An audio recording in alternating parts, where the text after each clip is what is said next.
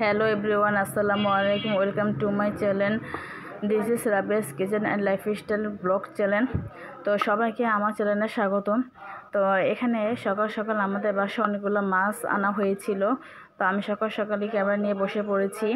তো এখানে দেখা গেছে যে মাছগুলো আনার পর আমি কি মাছ এখানে এনেছিল, তো সেইগুলো দেখানোর আগে আমার শাশুড়ি মাছ কাটতে বসে যায়। তো যাই হোক, আমিও ক্যামেরা অন করে বসে পড়লাম। তো এখানে আমি বলে দিচ্ছি কি মাছ আনা হয়েছিল।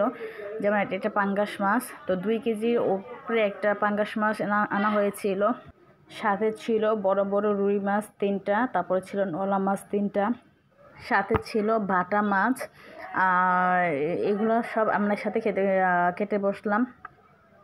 তো এখানে আমার শাশুড়ি ছিল, আমার শাশুড়ি আর আমি দুজনে মিললে বলতে পারেন বউ শাশুড়ি মিলে সকালবেলায় মাছ কাটতে বসে পড়লাম। তো আমার শাশুড়ি আল্লাহর রহমতে উনি আবার অসুস্থ হলেও সে আমার সাথে অনেক কাজ করে দেয়। তো তার জন্য আমার একটু হেল্প হয়ে, কারণ মাছগুলো আনার পরে উনি কিন্তু বসতে সমস্যা হয় ওনার, যেহেতু ওনার পায়ে অপারেশন করা। তারপরে উনি এভাবে মাটিতে বসে সাথে সাথে কুটে দিচ্ছিল। মাটিতে সে মনে করছে যে এতগুলো মাছ কাটতে আমার সময় লাগবে, তার জন্য সে বসে পড়লো। তো মোটামুটি শুধু মাছ না, উনি অনেক কিছুই আমাকে করে দেয়। তো তার জন্য দেখা যায় আমার অনেকখানি হেল্প হয়, কারণ আমার সংসার, আমার 2টা ছেলে আছে। আমার ছেলেগুলো হচ্ছে ছোট ছোট। তো দেখা যায় যে ওরা বিরক্ত করবো বা ওদের দেরি হয়ে যাইব খাওয়া দাওয়া করতে, তো দেখা যায় তার জন্য আমার সাথে সাথে একটু কাজটা করে দেয়। তো আমার একটু তাড়াতাড়ি হয়, আর দেখা যায় বাচ্চাদের তাহলে সময়টা দিতে পারি আমি। তো এই জন্য দেখা যায় উনি সবসময় আমার সব কাজে হেল্প করে। তো উনি এখনও দেখা যায় আমি একদিক দিয়ে রান্না করে আরেক দিকে কুটাকাটা করে দেয়, অথবা রুটি বানিয়ে দেয়, আমি তাতে করে ছেঁকে নিয়ে নিচ্ছি বা রান্না করছি, এরকম করে অনেক সময়। তো এখানে এই তো শাশুড়ি পুতের বউ একসাথে মিলে কোটাকাটা করা প্রায় অর্ধেক হয়ে গেছে। কারণ এখানে যে আগের যে মাছটা কাটেছিলাম সেটা ছিল আমাদের একটা পাঙ্গাস মাছ। পাঙ্গাস মাছটা আমার ছেলেদের জন্য আনা হয়েছিল, শুধু ছেলে না, সাথে আমিও খাই। তো এই ছেলেদের জন্য বা আমার জন্য রান্না করে দেখা যায় আমি খাই, না খাই। তো আমার শাশুড়ি তারা আবার খায় না। তো মাছটা মূলত তাদের জন্য আনা হয়েছিল। আর রুই মাছ, নলা মাছ, বাটা মাছ এটা আমাদের জন্য আনা হয়েছিল, কারণ ওই মাছগুলো আবার আমার ছেলেরা খেতে পারে না। পাঙ্গাস মাছে কাটা কম থাকে, আর একটু তেল থাকে পিসগুলো, তার জন্য দেখা যায় ওরা একটু খেতে পছন্দ করে। তো এখানে এই যে কথা বলতে বলতে প্রায় অর্ধেকের বেশি মাছ কাটা হয়ে গেছে। তো উনির পায়ে একটু সমস্যা, এই জন্য সে একটু এভাবে বসেছিল। তো ক্যামেরা এভাবে দেখা যাচ্ছে, তো এটা আপনারা কেউ কিছু মনে করবেন না। তারপরে এই যে মাছগুলো কাটছিলাম, তো আমি আবার রুই মাছগুলো যেভাবে কাটছিলাম যে মাথাটা আলাদা করে ল্যাঞ্জার যে ছিল সেটা কেটে শুধু আস্তা রেখে দিচ্ছিলাম। তারপরে ধোয়ার পরে তারপর পিস করে কেটে নিব।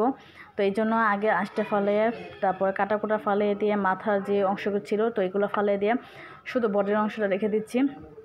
এগুলো ধোয়ার পরে সাইজ করে কেটে নিব। তো অনেকদিন যাবৎ আমাদের ঘরে কোনো মাছ তরকারি ছিল না, মানে শেষ হয়ে গিয়েছিলো, তো আনা হচ্ছিল না। তো আজকের জন্য এর সাথে অনেকগুলো মাছ আনা হয়েছে। তো এইভাবে আমি সবগুলো মাছ কেটে নিচ্ছি। তো দেখা যেতেছে যে এখানে মাথাগুলো আমি লাস্টে কাটছিলাম, আর এখানে ছিল একটা পাঙ্গাস মাছের মাথা। তো মাথাটা দেখা যাচ্ছে যে অনেক শক্ত, আমার এভাবে কুটতে আমার খুব কষ্ট হচ্ছিল বা আমি পারছিলাম না। তো পাশ থেকে আমাকে বলে দিচ্ছিলো যে কীভাবে মাথাটা কাটতে হবে। তো আলহামদুলিল্লাহ, যাক, যেভাবে বলেছিল সেভাবে করে মাথাটা 2 ভাগ করে ফেললাম। তারপর এগুলো সব শেষ করে নিয়ে গেলাম ধোয়ার জন্য।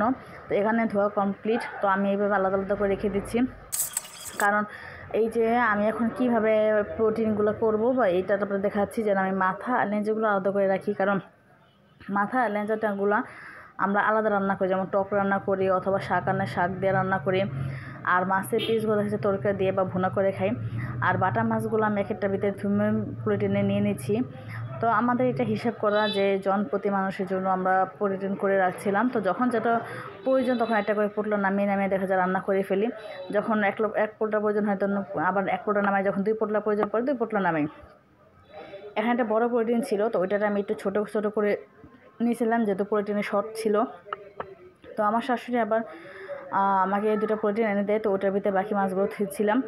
তো রান্না করার জন্য ওই মাছের পেটি ডিমগুলো নিয়ে নিয়েছি, আর এখান থেকে পাঙ্গাস মাছ নিয়ে নিব দুপুরে রান্না করার জন্য, যেহেতু দুপুরে আমাদের কিছু রান্না করা হয়নি, তো এগুলো টাটকা রান্না করে টাটকা খাবো। তো এইভাবে সবগুলো সুন্দর করে গুছিয়ে নিয়েছি। তো আলহামদুলিল্লাহ এখানে সব পরিপূর্ণভাবে সব শেষ করেছি। এখানে চলে আসলাম এই যে মাছ ভাজার জন্য, মাছ থেকে আমি উঠিয়ে নিলাম। তো উঠে নেওয়ার পর এখানে মাছের পেটিগুলো বা তেলগুলো আমি আগে ভুনা করব। তো আমি একটা আলু নিয়েছিলাম বড়, ওই আলুটারে ভালো করে কুচিয়ে নিয়েছিলাম, ছোট ছোট করে চিকন চিকন করে কুচিয়ে নিয়েছিলাম। আর সাথে অনেকগুলো পেঁয়াজ, কাঁচামরিচ, আদা রসুন বাটা, জিরা বাটা, হলুদ, মরিচ সব কিছু দিয়ে ভালো করে কষিয়ে নিয়েছিলাম। আর যখন ভালো করে কষানো হয়, কষিয়ে আসে, তখন দেখা যায় যে আমরা এই মাছের পেটিগুলো দিয়ে দিয়েছিলাম। মশলাটা যত ভালোভাবে কষানো যায় তরকারির স্বাদ তত বাড়ে। তো এই জন্য আমি ভালো করে কষিয়ে নিয়েছিলাম। আর যখন একটু আলুটা সিদ্ধ হয়ে এসেছিলো, তারপর জাস্ট একটু পানি দিয়ে দিয়েছিলাম যেটা ভালো করে সিদ্ধ হওয়ার জন্য। তারপর এই যে পেটি ডিম যা যা ছিল বড় মাছের, দেখা যায় সচরাচর বড় মাছের পেটি ডিমগুলো খেতে খুব ভালো লাগে। আর এটা দেখা যায় একটু তেল জাতীয়, তো দেখা যায় যে শরীরের জন্য ভালো হয়। বড় মাছের পেটিগুলো বা তেলগুলো শরীরের জন্য ভালো। তো এই যে ফাইনাল লুক, আমার এটা রান্না হয়ে গেছে। তারপর বসিয়ে দিলাম আমাদের মাছ ভুনা। তো এক এক করে সব মশলা দিয়ে মাছ ভুনাটা করব, যেমন আদা রসুন বাটা, তারপরে জিরা বাটা, হলুদ, মরিচ, পেঁয়াজ, কাঁচামরিচ, এভাবে ভালোভাবে কষিয়ে নিয়েছিলাম। কষিয়ে নেওয়ার পরে এবার যে ভাজা মাছগুলো দিচ্ছিল, ওই ভাজা মাছগুলো দিয়ে একদম ভালো করে কষিয়ে নিচ্ছিলাম। এই যে এক এক করে মশলা দিয়ে দিচ্ছি। তো এক এক করে মশলা দেওয়ার পর একটু পানি দিয়ে দিয়েছিলাম। তারপর এই যে পানি যে ছিল, তেল ছিল, এই তেলে পানি দিয়ে দিয়েছি। তো আলহামদুলিল্লাহ এই যে ফাইনাল লুক। তো সবাই ভালো লাগলে লাইক করে দিবেন।